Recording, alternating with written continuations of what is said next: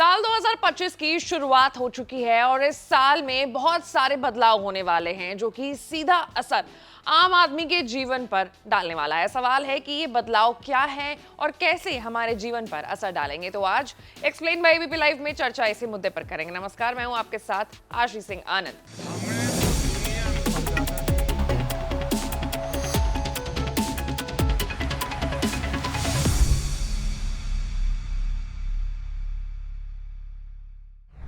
तो सबसे पहले इस साल दिल्ली और बिहार में विधानसभा चुनाव होने हैं।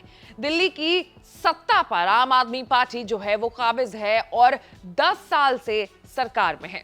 आपने 2013 में अरविंद केजरीवाल के नेतृत्व में सरकार बनाई, 39 दिन बाद इस्तीफा देना पड़ा। उसके बाद फरवरी 2015 में चुनाव हुए तो आपने रिकॉर्ड बहुमत 76 सीटें हासिल की।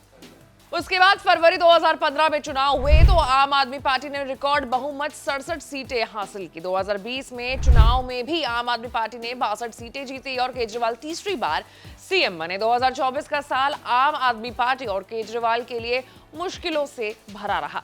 मार्च 2024 में दिल्ली शराब घोटाले से जुड़े मनी लॉन्ड्रिंग केस में केजरीवाल जेल चले गए। सितंबर में जमानत पर बाहर आए तो इस्तीफा दे दिया। उसके बाद अतिशी नई सीएम बनी।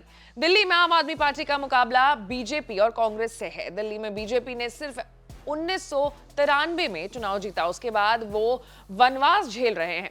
कांग्रेस ने दिल्ली में शीला दीक्षित के नेतृत्व में लगातार 3 बार चुनाव जीते और सरकार बनाई। बीजेपी फिर सरकार बनाने के लिए ताकत लगा रही है। वहीं कांग्रेस भी अपने खोए हुए जनाधार को वापस हासिल करने की चुनौती है उनके सामने। इसके बाद 6 राज्यों में उपचुनाव होने वाले हैं। देश के 6 राज्यों में इस साल उपचुनाव होंगे। उनमें पश्चिम बंगाल, यूपी, जम्मू कश्मीर, तमिलनाडु, केरल और गुजरात का नाम शामिल है। पश्चिम बंगाल की बशीरहाट लोकसभा सीट पर उपचुनाव होगा। तृणमूल सांसद हाजी नूरुल इस्लाम का 25 दिसंबर 2024 को निधन हो गया था, जिसके बाद ये सीट जो है वो खाली हो गई है। इसी तरह यूपी के अयोध्या में मिल्कीपुर विधानसभा सीट पर भी इस साल उपचुनाव होने।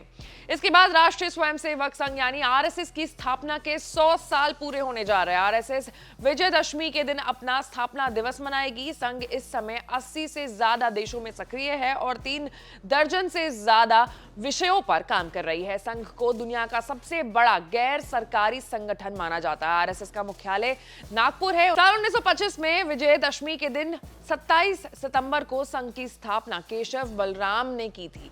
देश में शहर और गांव मिलाकर के 50,000 स्थानों पर संघ की शाखाएं हैं और उनमें से जुड़े 90 लाख स्वयंसेवक आरएसएस से जो है जुड़े हुए हैं। संघ की पहली शाखा में सिर्फ 5 लोग शामिल हुए थे। देश भर में आरएसएस के हजारों स्कूल, चैरिटेबल संस्थाएं और विचारों के प्रसार के लिए क्लब्स हैं।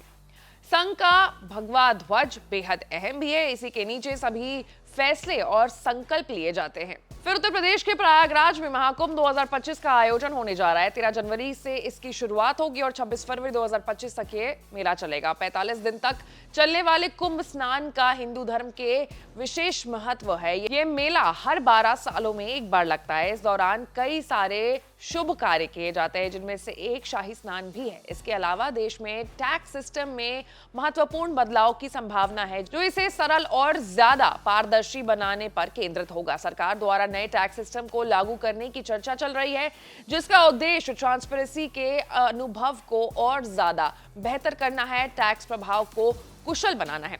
वित्त मंत्रालय नए इनकम टैक्स सिस्टम पर काम कर रही है। नए सिस्टम के तहत 125 सेक्शंस और सब सेक्शन समाप्त हो सकते हैं। पुराने आयकर अधिनियम की जगह नए आयकर अधिनियम पेश किए जाएंगे।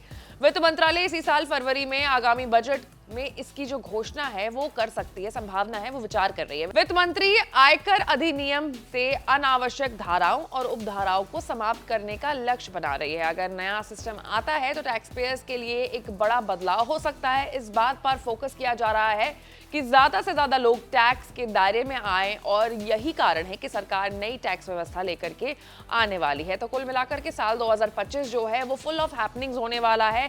इस पूरे साल में बहुत सारे बदलाव होने वाले हैं, बहुत सारे चुनाव होने वाले हैं। टैक्स पेयर्स पर भी एक बहुत बड़ा असर पड़ने वाला है। आपको क्या लगता है इस साल के बारे में, साल 2025 के बारे में?